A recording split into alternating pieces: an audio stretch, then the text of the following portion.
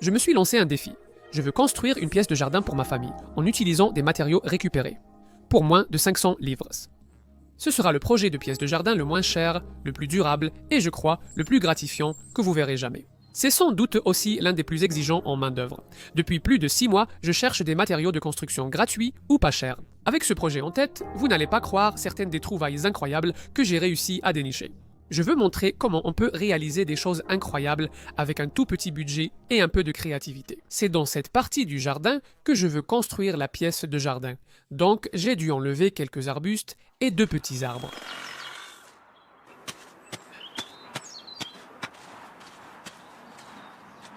Cela m'a pris quelques heures et je savais que le plus dur serait d'enlever les souches. Mais j'avais une astuce. J'ai utilisé une scie sabre pour couper les racines, ce qui a rendu la tâche beaucoup plus facile.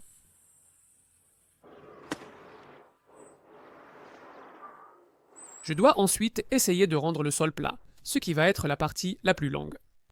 Je dois m'assurer de laisser une distance de 18 mètres par rapport à notre cuve à fioul, juste pour être certain de ne pas enfreindre la réglementation. Et le bâtiment fera 24 mètres de large. Il fera 3 mètres de profondeur. Je veux 600 mm à l'arrière, donc je le placerai à 36 mètres. Un ami à moi m'a prêté cette plaque vibrante qui va m'aider à tout compacter et à aplanir le sol. Les compacteurs à essence que j'ai utilisés étaient nettement plus puissants que celui-ci. Mais pour les travaux de bricolage, celui-ci électrique est suffisant si vous l'utilisez sur de la terre ou du sable. Il est important de surélever le bâtiment du sol afin qu'il n'y ait pas d'accumulation d'humidité, ce qui pourrait finir par pourrir le plancher. Je vais utiliser des dalles de pavage récupérées pour cela. Et heureusement, cet été, j'ai réussi à en trouver au bord de la route avec un panneau gratuit à côté. Alors, je les ai récupérées. Elles seront parfaites pour mes besoins. Il me restait beaucoup de ballast d'un projet précédent. C'est du sable mélangé avec un peu de gravier et je vais l'utiliser pour poser mes dalles dessus. Idéalement, j'aurais pris du tout venant pour ce travail, mais les spectateurs réguliers savent que j'utilise ce que j'ai sous la main. Et si je peux éviter de dépenser de l'argent, je le fais généralement. Avec un peu de ciment à mélanger, j'aurais pu obtenir un joli mélange sec et solide, mais ça ira quand même. Je vais surtout utiliser ça parce que ce sera plus facile de le lisser bien à plat. Cela comblera les creux du sol et facilitera le drainage. J'ai aussi bien passé la plaque vibrante là-dessus. J'ai fixé un long tasseau au bas de mon niveau à bulles avec des colliers de serrage pour l'allonger, rendant le tirage plus facile. Le sable est plat et uniforme dans toutes les directions. Ensuite, on pose les dalles. J'utiliserai celles de 450 x 600 mm pour soutenir l'abri, car leur surface est large.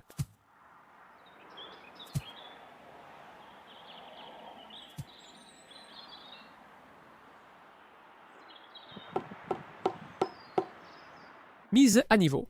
Ce n'était pas un travail amusant. C'est le genre de tâche sur laquelle on peut perdre des heures à essayer d'obtenir la perfection. S'il y a juste quelques millimètres de différence à certains endroits, c'est suffisant. En ce qui me concerne, les choses vont de toute façon se tasser un peu une fois qu'il y aura un bâtiment lourd dessus. Donc, c'était une question de faire de son mieux et de continuer avec le reste. J'ai choisi d'utiliser des dalles plus petites de 450 mm pour créer un chemin autour de la pièce de jardin jusqu'à l'arrière.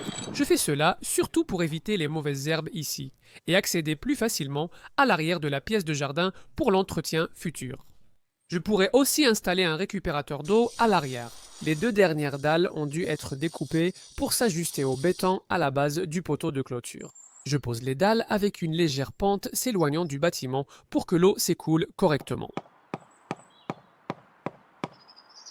J'ai ajouté du sable dans les joints pour bien caler. Quand il pleuvra, le sable s'infiltrera et je pourrai en rajouter si besoin. Mais ce jour-là en particulier, la météo annonçait une journée sèche. Cependant, peu de temps après avoir fait cela, il s'est mis à pleuvoir. Donc, j'ai pu ajouter du sable plus tôt que prévu.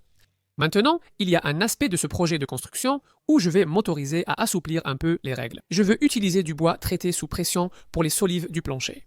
Elles seront près du sol où elles risquent plus de pourrir et il est difficile de trouver de longues pièces de bois traitées récupérées. Ces morceaux proviennent de l'abri construit par mon frère l'an dernier. Je pense qu'ils suffiront pour le plancher. C'est du bois de 63 x 38 mm. Espacer les solives de plancher de 400 mm d'axe en axe est recommandé, comme j'ai fait avec les miennes.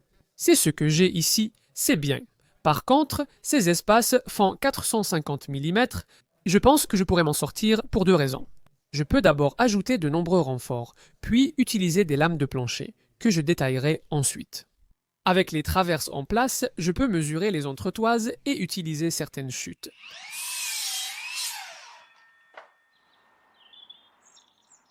J'utilise des clous galvanisés de 90 mm dans ma cloueuse à charpente. Et ensuite, je prends les mesures pour les entretoises plus longues.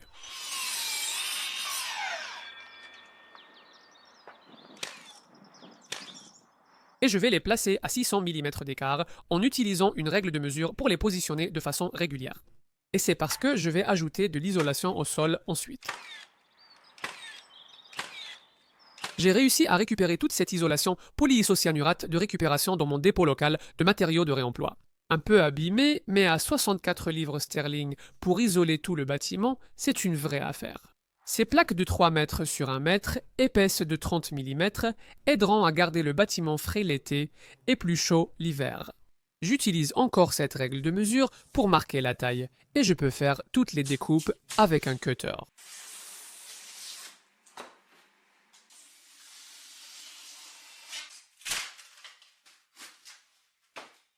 Toutes les réparations peuvent être faites avec du ruban adhésif en aluminium. Et tous les trous ont été recouverts de ruban adhésif en dessous et remplis de silicone avant d'ajouter plus de ruban. Pour m'assurer que mon isolation ne tombe jamais, j'ajouterai des chutes de tasseaux avec des clous galvanisés. Je ne suis pas totalement sûr que ce soit nécessaire, mais ça me rassurera un peu. Je voulais un ajustement serré sans aucun espace. J'ai utilisé davantage de ruban adhésif en aluminium pour tenter d'assurer une barrière de vapeur continue sur tout le sol. Et ensuite, j'ai mis ces pièces plus longues. Passons maintenant à ce qui est certainement l'une des découvertes les plus passionnantes de tout ce projet. C'est un parquet en chêne massif à rainures et languettes trouvé par chance sur Facebook Marketplace l'été dernier. Et je n'arrivais pas à croire à ma chance. Ces lames font 22 nm d'épaisseur, ce qui va donner un sol vraiment solide. Il y avait cependant beaucoup de trous à reboucher et des milliers de petits clous dans les rainures également. Et comme ces lames ont bougé avec le temps, je savais que les languettes et rainures existantes de ces lames n'allaient probablement pas s'emboîter correctement, surtout qu'elles étaient pleines de petits clous. Pour contourner ce problème, j'ai choisi de découper chaque lame pour qu'elle se chevauche, ce qui sera plus rapide que d'enlever tous ces clous. J'ai donc installé une vieille lame sur ma scie. J'ai utilisé une pièce d'essai pour régler mes découpes.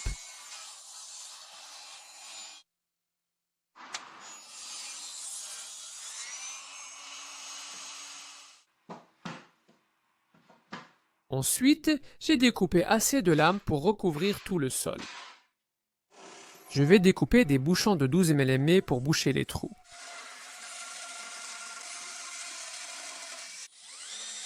Ensuite, j'ai percé les trous à 12 mm avec une mèche étagée.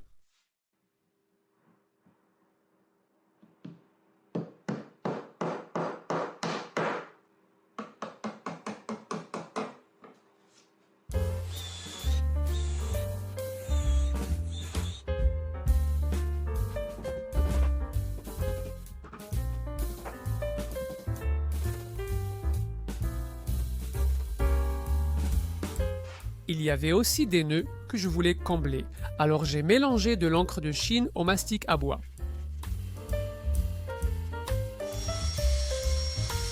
En éclaboussant un peu d'eau, je peux imaginer leur apparence finale. J'ai aussi appliqué du vernis sous les planches, puis je les ai stockées dehors pour qu'elles s'habituent à l'hiver britannique. D'ailleurs, nous voici à la fin janvier. Prêt à poser les planches, il est important que la première planche soit bien ajustée et bien d'équerre par rapport à la structure du sol. Je vais assembler les extrémités des planches au-dessus d'une poutre porteuse pour qu'elles soient toutes bien soutenues.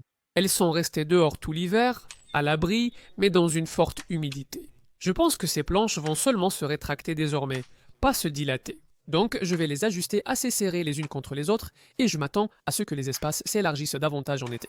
J'emploie ici des clous galvanisés de 50 mm. Je décale et j'aligne aussi les jonctions de façon aléatoire pour l'esthétique. À certains endroits, j'ai utilisé des serre-joints pour éviter la déformation des planches.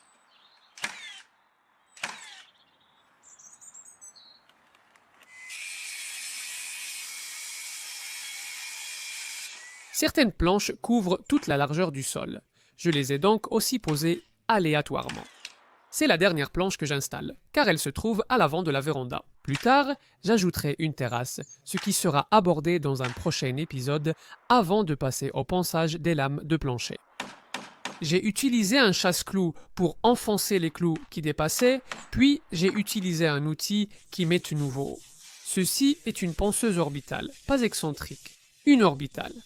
Elle enlève la matière très vite, comme une ponceuse à bande, mais offre une finition plus propre. Je pourrais faire une vidéo sur cet outil à l'avenir. J'ai utilisé pas mal de disques, mais le chêne avait un rendu incroyable. Et je vais ajouter une couche de vernis à base d'eau pour aider à le protéger.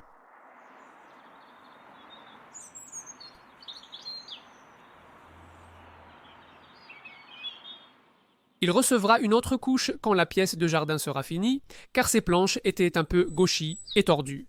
Ce sol ne serait jamais impeccable et parfait comme avec des planches neuves, droites et fraîchement sciées. Mais j'en suis très content. Je veux que ce bâtiment ait beaucoup de caractère et, à mon avis, ce sol en a énormément. C'est un excellent début. 77 livres sterling dépensés pour un plancher en chêne massif isolé. Non seulement ça, mais il me reste encore beaucoup de ces planches de chêne. Je sais qu'il y aura des sceptiques dans les commentaires. Je vais donc vous montrer à l'écran maintenant les annonces du marché où j'ai trouvé ces matériaux. Je vais essayer de le faire dans chaque vidéo à l'avenir. J'ai enfreint un peu les règles avec ces lambourdes, mais utiliser du bois traité sous pression ici me semblait la bonne décision. Je souhaite que cette pièce de jardin dure. Dans la prochaine vidéo, je monterai l'ossature des murs et du toit et testerai une nouvelle méthode pour préserver le bois. Merci d'avoir regardé.